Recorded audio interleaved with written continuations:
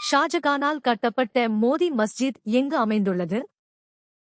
ஷாஜகான் ஆக்ரா கோட்டை வளாகத்திற்குள் முத்து மசூதி என்று அழைக்கப்படும் மோதி மஸ்ஜித்தை பளிங்கு கற்களால் கட்டினார். இது முகலாய கட்டிடக்கலையின் மிகச்சிறந்த படைப்புகளில் ஒன்றாக கருதப்படுகிறது.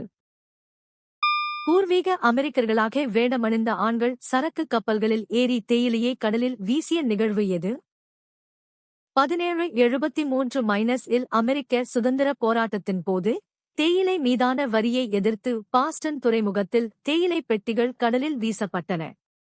இந்த நிகழ்வு பாஸ்டன் தேநீர் விருந்து என்று அழைக்கப்படுகிறது மற்றும் இது புரட்சியின் முக்கிய திருப்புமுறையாக அமைந்தது.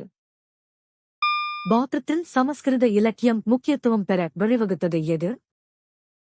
தொடக்ககால பௌத்தம் பாலி மொழியை பயன்படுத்திய நிலையில் மகாயான பௌத்தம் தோன்றிய பிறகு அதன் புனித நூல்கள் மற்றும் இலக்கியங்கள் சமஸ்கிருத மொழியில் எழுதப்படத் தொடங்கின.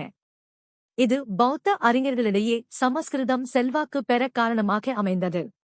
2. பர்மாவை ஆளுவதில் லெப்டினன்ட் கவர்னருக்கு யார் உதவினார்? ஒரு நியமன சட்டமன்றம்.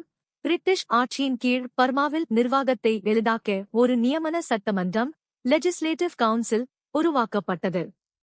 இந்த சபை லெப்டினன்ட் கவர்னருக்கு சட்டங்களை இயற்றவும் நிர்வாக ஆலோசனைகளை வழங்கவும் உதவியது. போர்த்துகீசியர்கள் இந்தியாவிற்கு எந்த பெயரை அறிமுகப்படுத்தினர்?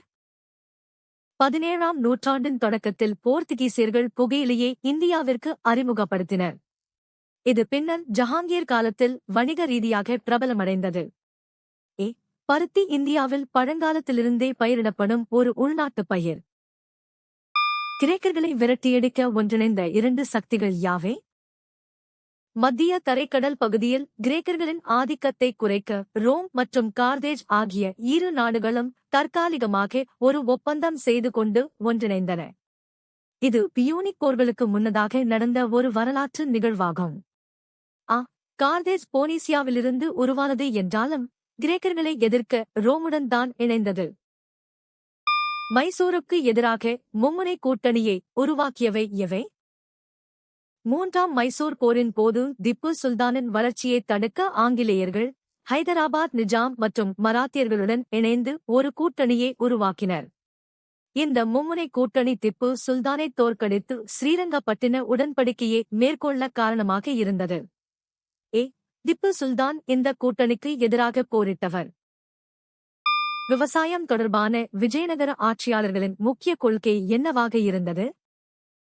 விஜயநகர ஆட்சியாளர்கள் விவசாய உற்பத்தியை பெருக்க ஏரிகள், கால்வாய்கள் மற்றும் அணைகளை கட்டி நீர்ப்பாசன வசதிகளை மேம்படுத்துவதில் அதிக கவனம் செலுத்தினர்.